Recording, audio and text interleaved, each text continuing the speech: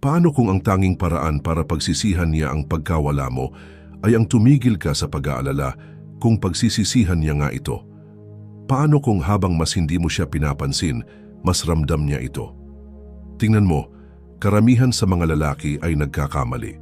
Iniisip nila na ang habulin, makiusap at patunayan ang sarili ang magbabalik sa kanya. Hindi. Ang ginagawa lang nun ay pinapatibay ang paniniwala niyang siya ang may kontrol, na siya ang premyo, na kailangan mo siya. Pero sa oras na tumigil, kayong tunay na pagtigil, nagbabago ang lahat. Isipin mo kailan mo ba huling na-miss ng totoo ang isang tao? Hindi noong palagi silang available, hindi noong laging sila ang naghahanap sa'yo, kundi noong bigla silang nawala. Noong pinatahimik ka ng katahimikan nila. Noong nagsimula kang magduda kung kailangan ka ba talaga nila. At iyan ang susi, inaasahan niyang masasaktan ka. Inaasahan niyang magmamakaawa ka. Inaasahan niyang mababasag ka. Dahil yan ang ginagawa ng karamihan sa mga lalaki. Pero kapag wala kang ginawa, kapag bigla ka na lang nawala na parang hindi siya naging mahalaga, nababahala siya. Ang katahimikan ay kapangyarihan. Ang pagkawala ay lumilikha ng pagdududa. At ang pagdududa, iyan ang binhi ng pagsisisi. Maaring sigurado siya noong umalis siya. Siguradong palagi kang nariyan. Siguradong kung gugustuhin niyang bumalik, maaari niyang gawin yun.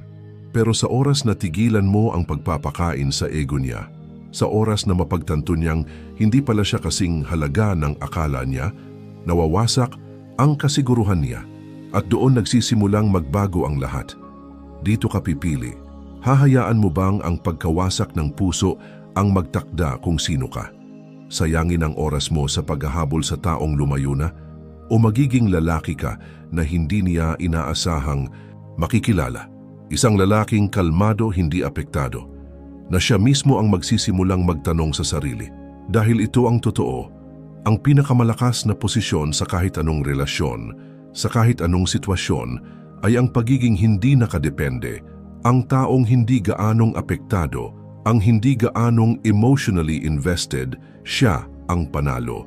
Kaya habang mas pinapansin mo siya, mas nawawala ang halaga mo. Pero habang mas hindi mo siya pinapansin, mas ramdam niya ito. Dahil hindi pinahahalagahan ng tao ang ibinibigay ng libre. Pinahahalagahan nila ang pinaghihirapan. Sa video na ito, ipapakita ko sa iyo eksakto kung paano mo mababawi ang kapangyarihan mo gamit ang mga prinsipyo ng Stoicism at Dark Psychology. Hakbang-hakbang, matututuhan mong mag-detach, muling buuin ang sarili at ipadama sa kanya ang pagkawala mo, parang multong hindi niya matakasan. At sa huli, hindi ka lang magiging mas matatag, magiging untouchable ka. Kung sawa ka ng masaktan, kung handa ka ng maging lalaking pagsisisihan niyang nawala, pindutin mo ang like button, mag-subscribe, i-on ang notifications at mag-comment. Sa ibaba, kontrolado ko ang emosyon ko, hindi nila ako kinokontrol. Ngayon magsimula na tayo isa. Ang kapangyarihan ng kawalan habang mas hindi mo siya pinapansin, mas ramdam niya ito. Bakit? Dahil likas sa tao ang tumugon sa kontraste. Natututo lang tayong pahalagahan ang isang bagay kapag nawala na ito. Isipin mo ang hangin. Hindi mo ito pinapansin hanggat hindi ka nalulunod at naghahabol ng hininga. Ganon din ang atensyon. Habang alam niyang nariyan ka lang, naghihintay, hindi ka niya kailangang isipin. Pero sa oras na mawala ka, kapag ang presensya mo ay tuluyang naging katahimikan, mararamdaman niya ito. Parang may nawawalang bahagi sa buhay niya na hindi niya namalayang ikaw pala ang bumubuo. Sa ngayon, iniisip niyang hawak ka lang niya sa palad niya. Naniniwala siyang kung gugustuhin niyang makipag-ugnayan, magpapakita ka agad. Ang kasiguruhang ito ang dahilan kung bakit nawawala ang atraksyon. Nagiging boring ka, masyado kang predictable. At ang pagiging predictable ay pumapatay sa paghanga. Pero kapag umatras ka, kapag pinutol mo ang atensyong dati niyang inaakala, ay palaging nandyan, may nagbabago. Biglang may puwang at ang utak ng tao ay ayaw ng puwang. Pilit nitong pinupuno ang kakulangan ng mga tanong, pag-aalinlangan at pagsisisi. Tama ba ang naging desisyon ko? Bakit hindi siya nagpaparamdam? Ganun lang ba siya kabilis naka-move on? Mali ba ang pagkakakilala ko sa kanya? sa sandaling tigilan mong pakainin ang ego niya, magsisimula siyang magduda. Magsisimula siyang mag-isip kung mali ba ang pagkakakilala niya sa'yo. At iyan ang simula ng pagkawala niya ng kontrol. Makapangyarihan ang pagkawala dahil lumilikha ito ng kakulangan at ang kakulangan ay lumilikha ng halaga. Kaya nga ang mga luxury brand ay nililimitahan ang kanilang produkto. Bakit sa tingin mo mas mahal ang Rolex kaysa sa ordinaryong relo? Hindi dahil mas mahusay itong magpakita ng oras, kundi dahil bihira ito. Dahil hindi lahat ay kayang magkaroon nito. Ganoon din pagdating sa'yo. Kapag masyado kang available, kapag masyado kang madaling maabot, nawawala ang halaga mo. Pero sa oras na maging mailap ka, maging bihira, makikita ka niya sa ibang paraan. Kaya ang unang hakbang sa pagpapadama ng pagkawala mo ay ang kumpletong katahimikan. Walang text, walang tawag, walang panunood ng stories niya, walang pag-like sa mga post niya, wala, maglaho ka. At kapag ginawa mo ito, mararamdaman niya ang pagbabago, parang kutsilyong tumarak sa kanya. Dahil sa unang pagkakataon, kailangan niyang harapin ang katotohanang wala ka na. At hayaan mong sabihin ko sa'yo, mapapansin niya ito. Maaaring magkunwari, siyang wala lang. Maaaring mag-post siya ng masaya, tumawa, magpakita na parang naka-move on na. Pero sa loob niya, sa mga tahimik na sandaling walang nakakakita, mararamdaman niya ito. Tatingin siya sa cellphone niya, umaasang may mensahe mula sa iyo na hindi dumarating. Sisilipin niya ang notifications niya, hinahanap ang pangalan mo. At habang lumilipas ang bawat araw na walang naririnig mula sa iyo, lalong lalaki ang tanong sa isip niya, nawala ko na ba siya ng tuluyan? Doon nagsisimula ang pagsisisi.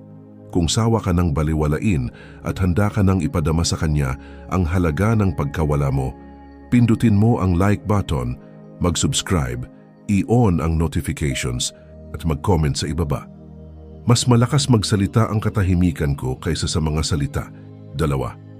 Ang kawalang pakialam ang pinakamakapangyarihang galaw. Walang mas mabilis na nagpapabago ng isip ng isang tao kaysa sa kawalang pakialam. Hindi galit, hindi lungkot, at hindi rin katahimikan.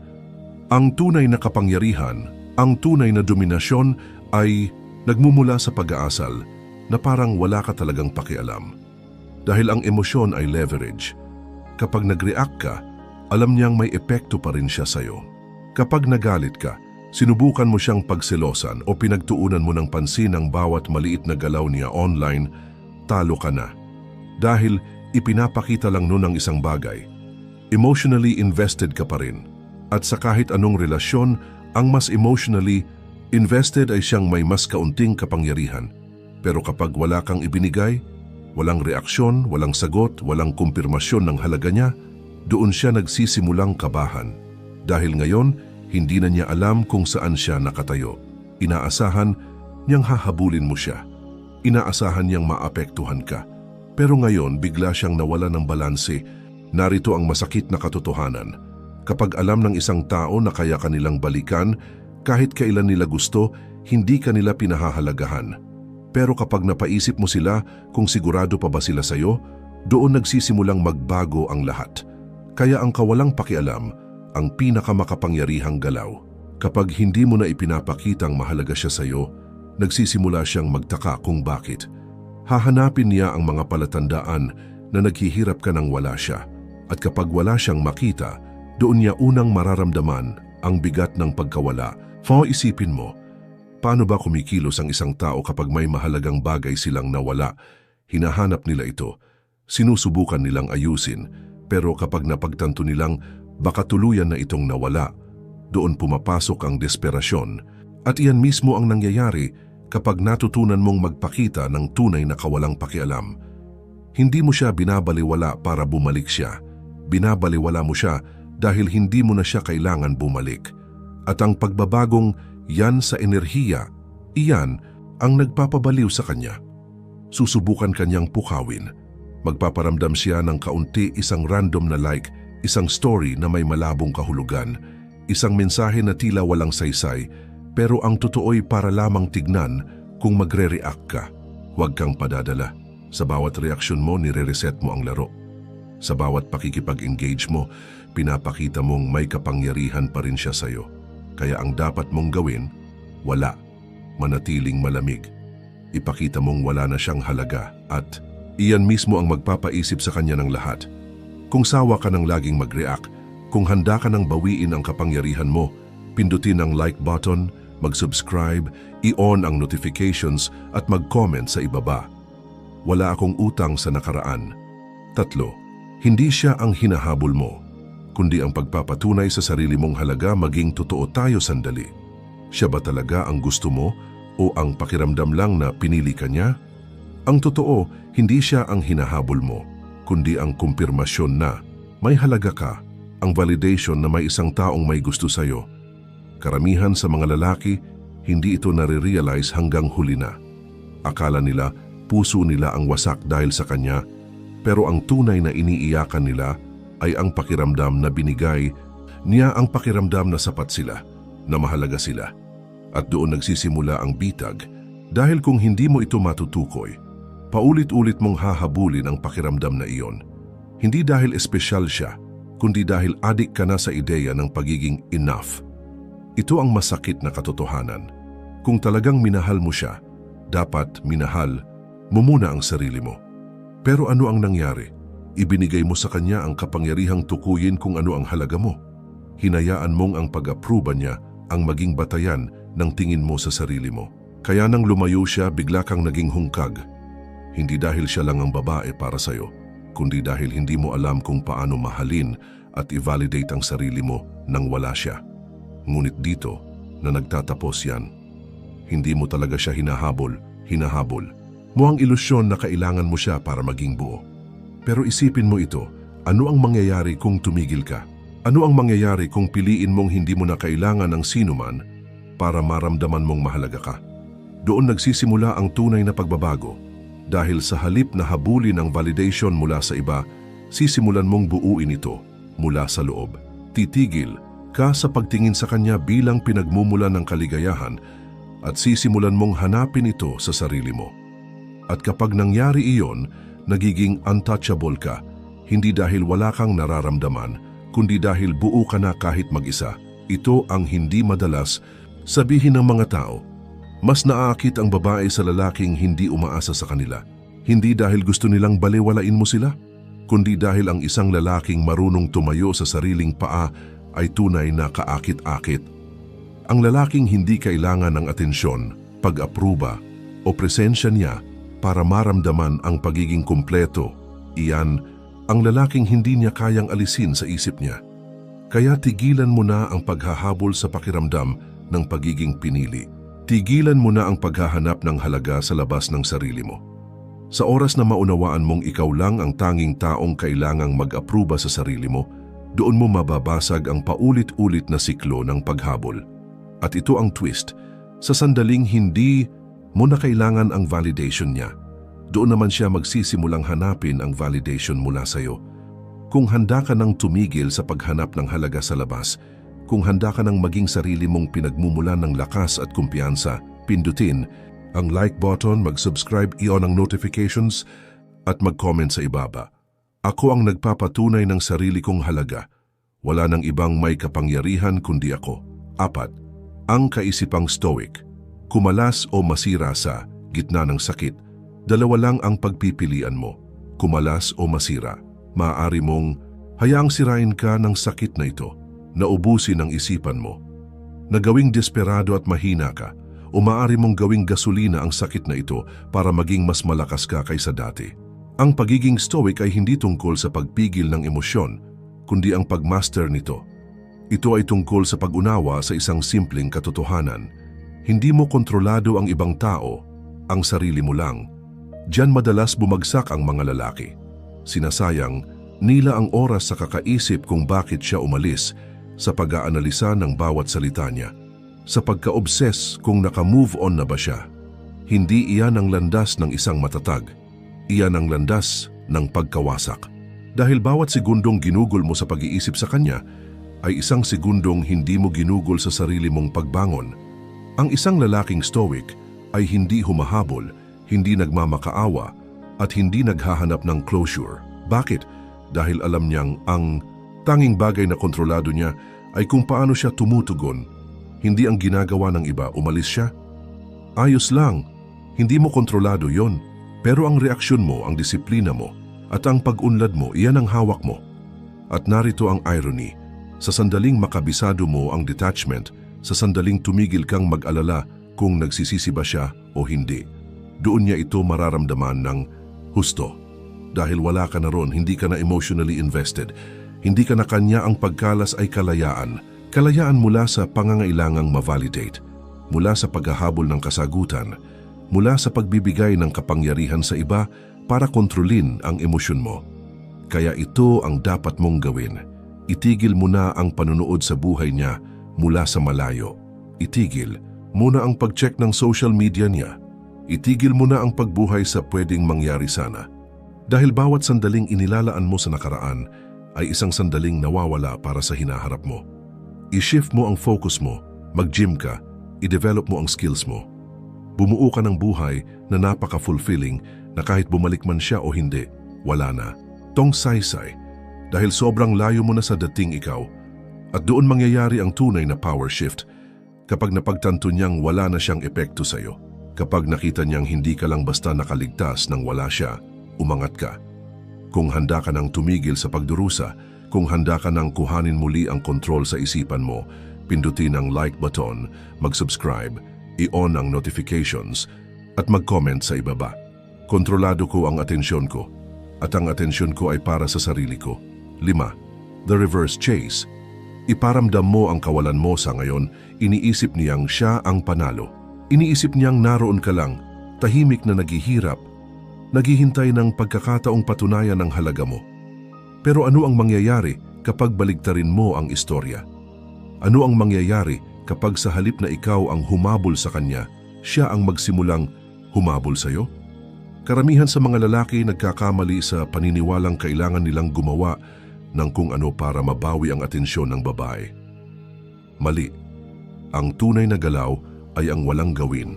Dahil kapag tuluyan kang nawala, kapag ipinakita mong wala kang kahit anong interes, kapag tinanggal mo ang sarili mo sa mundo niya, ang mismong isipan niya ang magiging kalaban niya. Magsisimula ito sa kuryosidad. Sa una, aakalain niyang magpaparamdam ka rin. Pero kapag hindi mo ginawa, mapapansin niya.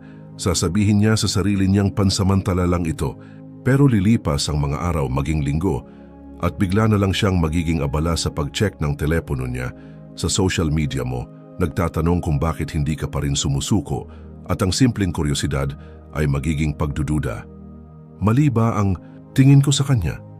Hindi ba siya ganun kahalaga sa akin tulad ng inakala ko? Kapag hindi ka nag-react ayon sa inaasahan niya, unti-unti nang natatamaan ang ego niya at doon na siya magsisimulang magparamdam, mga simpleng hakbang para matignan kung papatol ka. Isang random na like, isang post na tila para sa'yo, isang mensahe na walang malinaw na kahulugan pero may intensyong kuhanin ang reaksyon mo. Diyan madalas bumagsak ang mga lalaki. Sa sandaling mag-react ka, bumalik ka na sa dati. Na-reset mo ang habulan, nakumpirma niya, hinihintay mo lang talaga siyang kumagat. Pero kapag nanatili kang malamig, kapag umasta kang parang wala na siyang epekto sa'yo, doon magsisimula ang takot.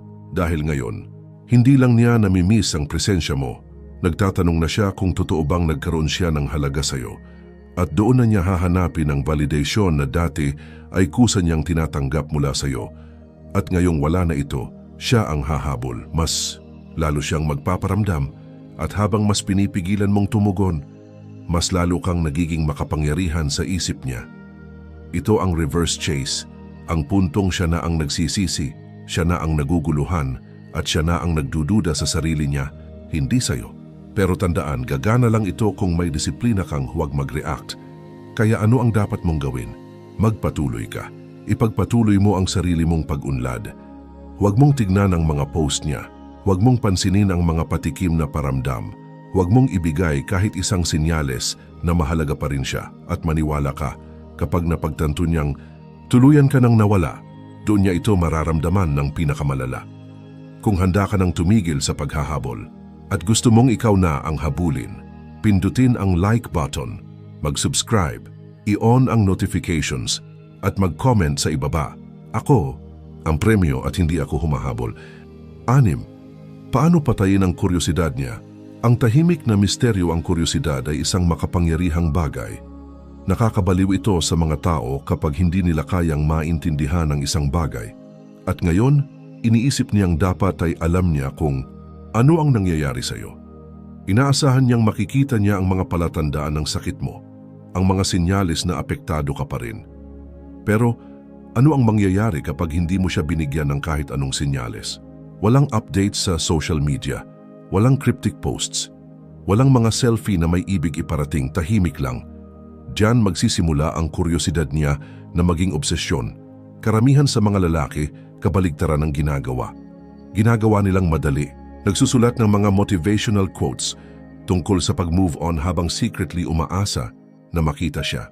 Pinapanood ang lahat ng stories niya, naghihiwalay ng mga palatandaan ng desperasyon.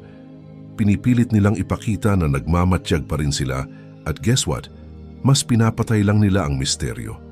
Kinukumpirma lang nito ang iniisip na niya na may control pa siya sa isipan mo. Pero kapag nawala ka, kapag hindi na niya alam kung anong iniisip mo, doon magsisimula ang isip niya laban sa kanya. Tinitignan niya ang profile mo, wala. Tinutanong ang mga mutual friends tungkol sa'yo, walang updates. Hinihintay kanyang magkamali, mag-post ng kahit anong magbibigay sa kanya ng clue pero hindi mo ginagawa. At iyon ang nagpapalakas ng spiral niya. Dahil ngayon, hindi ka na predictable. Kailangan niyang punan ang mga puwang ng mga tanong sa isip niya at ang utak ng tao ay ayaw ng hindi natapos na kwento. Kaya anong ginagawa ng utak niya? Nagsisimula itong mag-assume ng pinakamasama. Pinalitan na ba ako? Hindi ba siya apektado? Hindi ba ako kasing mahalaga tulad ng iniisip ko? Kapag nagsimula, siyang magtanong sa sarili niya ng mga ganitong katanungan, ang kapangyarihan ay lumilipat sa iyo. Kaya nga, mas malakas ang tahimik na katahimikan kaysa sa kahit anong salita na maaring sabihin mo. Kaya nga mas makapangyarihan ang misteryo kaysa sa atensyon.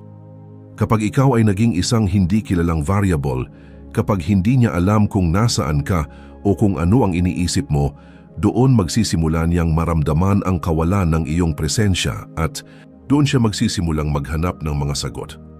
Kung handa ka nang iparamdam sa kanya ang iyong kawalan na parang isang multo na hindi niya kayang alisin, pindutin ang like button, mag-subscribe, iyon ang notifications at mag-comment sa ibaba. Ang aking katahimikan ay lumilikha ng kapangyarihan. 7. Pagkontrol sa emosyon. Huwag ipakita na apektado ka ang sandaling hayaang kontrolin ka ng iyong emosyon, matatalo ka na. Wala nang halaga kung gaano ka nakalakas, kung gaano ka nakatatag, kung makita niyang nanghihina ka, kung makikita niya ang kahit isang palatandaan ng kahinaan, alam niyang may kontrol pa rin siya sa iyo. At ito ang isang bagay na hindi mo kailanman dapat payagan.